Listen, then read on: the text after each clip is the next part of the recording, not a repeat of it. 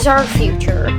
Screen, screen, screen, screen, screen, screen, screen. This is our future. This is what the average car looks like now, and I think that is absolutely redonkulous. So today we're going to get into how this happened. Because if I was an alien and I came here 2010, came back, I'd be like, how did this happen? So today we're going to be going over that.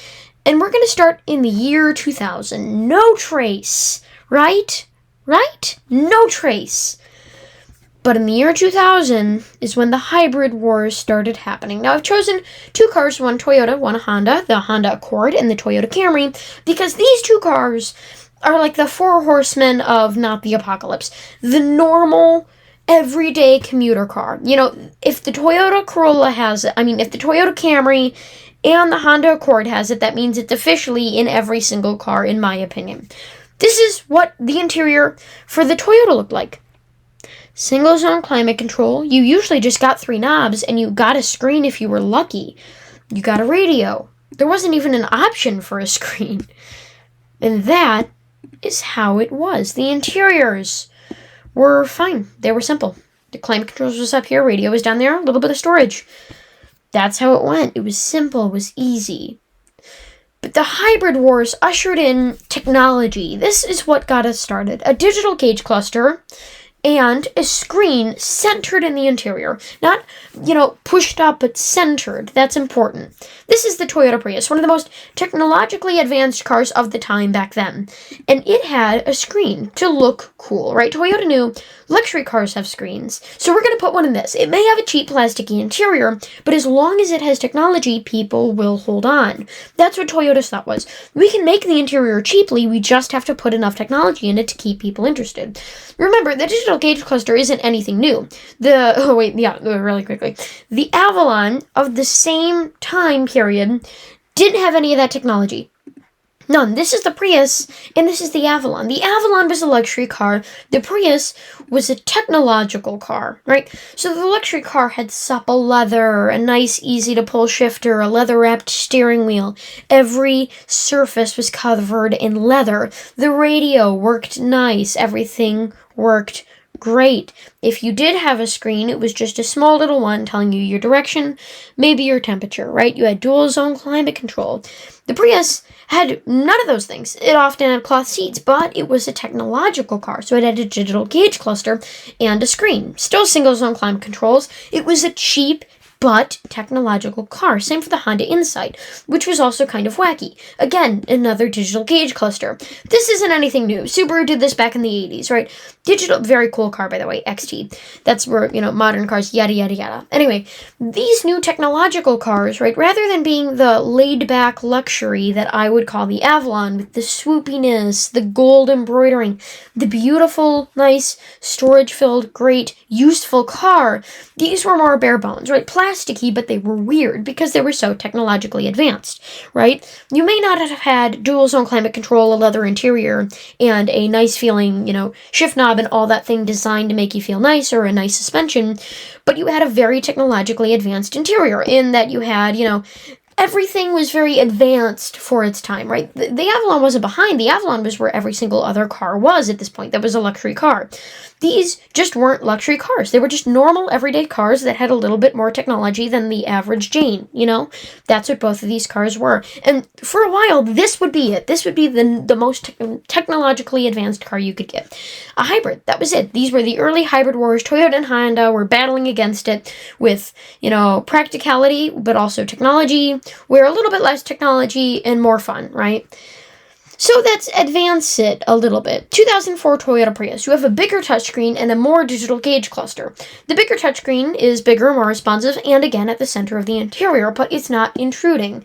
This is one of the first times we'll ever see a screen that looks like it's sticking up.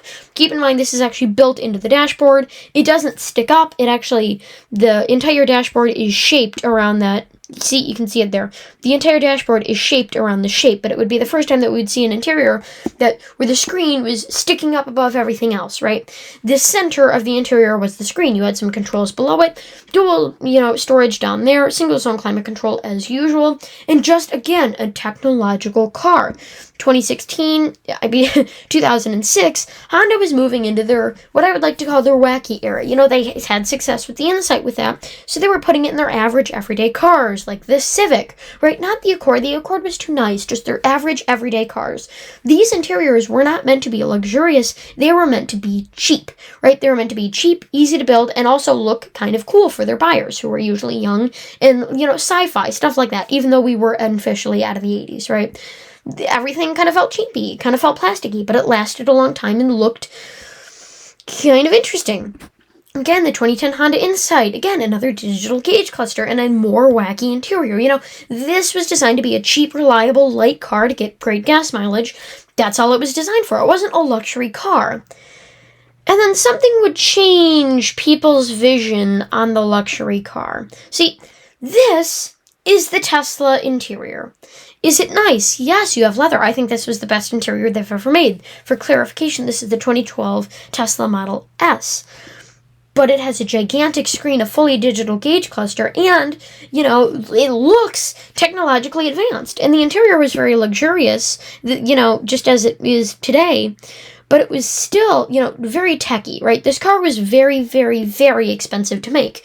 Remember, this is the first generation of EVs that was not a roadster. That was your everyday average car, which means they didn't have the supply chain set up for the lithium-ion batteries, which means they weren't as efficient as building EVs as they are today, just because they were a new technology. The GM EV1 was the only other real car in modern history that was an EV, aside from, the Porsches from the the 1860s. This is fresh, new water, right? So this interior was techie, and this would be the first time we would see the screen. But this is where people got the blindfold put on and started believing that technology was luxury. These cars that we've seen before, remember, the techie ones, the Insights, the Priuses, these were designed to be cheap cars. The only reason they had that technology was so that they had something. They were still easy and cheap to build. This was luxurious and techy, because it was already an EV car, which means it's one of the most technological advanced cars on the market, but it also has an extremely advanced and luxurious leather interior. This was the first time that a car would officially blend the limit between, extremely techy, having the gigantic screen, that gigantic digital gauge cluster, statistics, stuff like that, would blend that with luxury, officially making the buyers, think, oh yeah, luxury is technology, and technology is luxury. This would be the first time that the two would be officially blended together. We've seen this in luxury cars in the past, with maybe having a small screen, but this was the official first time that these two were heavily blended together for the Tesla. And then they started to drift apart again. Tesla started being made cheaper, right? They had figured out how to do it, and all of a sudden people confused technology with luxury. Now this is the interior that we have today. And a lot of people would say it's luxurious, and if you ask them why, they'll say it's technologically filled. But no, this is still a cheap car interior.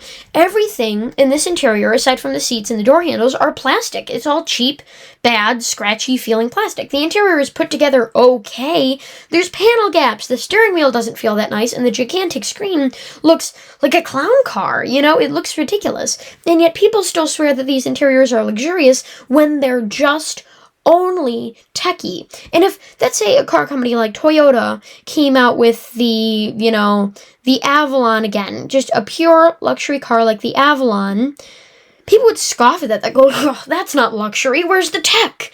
Where's the tech, Toyota? Oh, God, you're so behind. You're so behind. These old farts, they have no idea about technology. This car is so behind, so out of touch.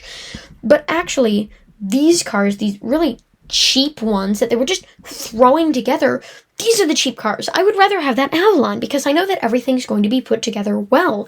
These Teslas aren't put together very well. They're usually used cheap plasticky materials. Again, that little silver bar on the dashboard, you may say, oh, it's it's for minimalism. No, it's just to cover up more of the dashboard with something that looks decent while still being cheap. Cheap. Again, cheap. We're going to go out, and 2016, this is where I think technology and slight luxury was blended together very well. This is the Toyota Corolla. You have a standard gauge cluster with a tiny little information display currently being blocked by the steering wheel, and a tiny little screen. You know, screens are useful. Admit it. It's very hard to make buttons change orientation, right? Let's say you want to customize something, you want to put a button in a different place. That's the entire purpose of a touchscreen. I'm pulling you away from what you're used to. A touchscreen isn't meant to be a luxury feature. A touchscreen is meant to make your experience better. Touchscreens are meant, to make your life easier. Because let's say you want to arrange something in a different way. Ooh, this is a nice one, fun with the screen in the middle. Or, like Steve Jobs said when he was introducing the iPhone. No, Steve Jobs? Someone. They said it's very hard. The touchscreen was so revolutionary because you could finally put things where you wanted them and change the orientation of the buttons. If I ship a computer out and there's no, thing that you can touch, you can't change the placement of the certain buttons. It's going to be those buttons for the rest of time. If it's a touchscreen, you can change it, you can update it, and that's why it's limitless, right? And that's why the Toyota Corolla had one, right? It was a cheap car, but it was a nice feature, and people appreciated it, right? And on the base models, you could still get a radio. This was the golden era, in my opinion. Again, let's look at the RAV4, right? Just a normal, slightly bigger screen, still usable, right? Still your DVD player, still has everything in there, right? Still easy to use.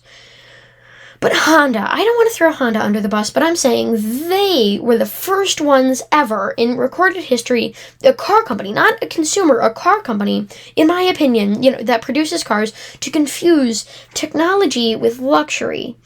And we can see it in no car better than the Honda Odyssey. Bottom, you have a screen. At top, you have a screen. You have a screen there. You have a screen there. That one's unnecessary. So is that one. Right? Honda was one of the first manufacturers. Look at this interior. There is not a single piece of leather anywhere.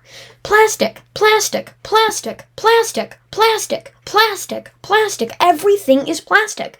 And yet it has two screens. So people praised this interior, right? Automotive journalists said, oh, this interior is so ahead of its time. It's so perfect. It's so amazing. It's actually very luxurious. When this car wasn't luxurious, it was just tech-filled. It was, forward-thinking. That doesn't make it luxurious. This was Honda confusing being luxurious, being a nice car, with being just cheap plastic screen garbage, right? This is overkill. You don't need two screens. The entire point of having a screen is so that the buttons on your radio or the buttons on whatever you're using it for, Facebook, whatever, can change. You don't need two of them because you can just change. The entire point of a screen is that you can change it from thing to thing. Ergo, you don't need two screens. You can just change it between one and the other. I do research for these videos. I have two iMacs on my table, specifically just because I can have one with the research and another one where I'm writing down keynotes, right? I don't script my videos. I think scripting videos can be good. It brings the quality of the content higher, but I value the human connection of me making mistakes, leaving them in. You've seen I can edit my videos. I could cut out every single, or that I do during taking a video, but I'm not going to because it makes my videos, in my opinion, better. If you want me to do that, fine, tell me in the comments, berate me, doesn't matter. Anyway, this is Honda confusing luxury with screens, right? Again, having two. I have one so that, because it's practical. When you're driving, more screens, the more distracted you are. And again, it's not even a touchscreen, which means it's barely even usable. Imagine typing something with the equivalent of a click wheel while having to keep your eyes on the road on a 4-lane highway. That's hell. That's not technology, that's hell. Touchscreens, number one, are better than just this regular piece of crap screen system that they were using. And number two, you don't need multiple of them. So, the Civic also had a screen, but it was well equipped into the interior, right? It was techy. It showed everything you need. Still slightly overkill, in my opinion. And then in 2020, it all went to crap. Around that area, we got the stick-up screen. Any car company that wanted to put a screen in their car and didn't have to do ergonomics anymore. Remember, the Corolla is a cheap car. Instead of them having to actually work out the ergonomics, they just said, stick it up there. It blocks your, people like to say, well, it extends to the dashboard so it doesn't block your view. Try driving in one of these cars. Ugh. Try driving in one of these cars. It 100% does block your view. You're sitting up so high in that thing, the only thing you're competing with is the screen. It definitely blocks your vision. Same with the RAV4. The RAV4 had one of these. I'm just doing Toyota models here because I get to berate Toyota. Yay, fun. But a lot of other car companies also had these. It was awful. And at the same time, Tesla interiors got worse. I mean, finally, gauge cluster, great. So much plastic. So much plastic. And the leather that they do have is just the plasticky, like, RCA seats, that public busing thing. Ugh. Just not very, very good, right? And again, you had these minimalist interiors. The digital gauge cluster worked on the Toyota Prius because you could glance at it and then glance down and then glance back up. Having your speed be over there makes no sense. It's terrible when driving. I would never buy one. Ever. Never. First of all, looking at a screen makes your head hurt. It's like that headache where it's not your head aching, it's the back of your eyes aching from absorbing so much damn light. And these screens controlling everything is absurd. It's not luxury, it's still cheap. Yeah, and now every single damn EV has one of these. The bZ4X still looks like a piece of crap. The Polestar 2, I mean, it's got some luxury in there, but the leather seats don't look all that good. And the wood looks like it's a cereal box. So, yeah. Even Lexus, a true luxury brand, still has these ugly, fugly, stick-up screens that don't do anything. Again, fit them into the dashboard, make them look nice. This just looks like crap. And then here we are. We can't, and again, we have TikTok, so our attention span can't even last as long to taking a car trip. Can't look out the window anymore. We need to have a TikTok video playing while we're driving the damn car. Your passenger needs a screen, right? No, screens should be for the driver, and no more real shifters anymore. You just have a bunch of these things. Imagine, moving your hand to the wrong thing and pressing one of those and doo-doo. So annoying. It makes so many beeps, so many buzzes, so many beeps. Just so annoying. Here is where we are. The Grand Wagoneer. I hate this car. Number one, you don't need a screen for the passenger. Number two, you already have one screen. And number two, don't fake like you're doing some analog. Don't make your screens look analog. If you want it to look like that, then actually put the dial in there. Don't just do this crap, right? You don't need a screen that big, and you don't need the second screen down there because you can just click climate controls on the other one. And why would you have the smallest digital gauge cluster where, your time is going to be spent? The passenger has a bigger screen than you. Ridiculous. Here's where we are. And yet, true luxury cars like the Rolls-Royce Rolls-Royce, Toyota Century, they will never have gigantic, sticky, uppy screens because this is a true luxury car. The screen is just big enough where you can see everything, and it's not TikTok dances, Addison, I think the apple's right to the core. You don't need to be watching that when you're driving. It's big enough to somewhat control the climate control, even though it still has designated climate controls, and listen to the radio. That's how big you need to be, right? Same with the Century. There's a TV for watching things, a small screen down there for controlling things, even though I think that's overkill, and a small, tiny little screen for the driver. That's exactly how it should be. This is how all cars should be. This is luxury, guys, right? Gigantic screens, they're just garbage, and we need to realize that, yesterday.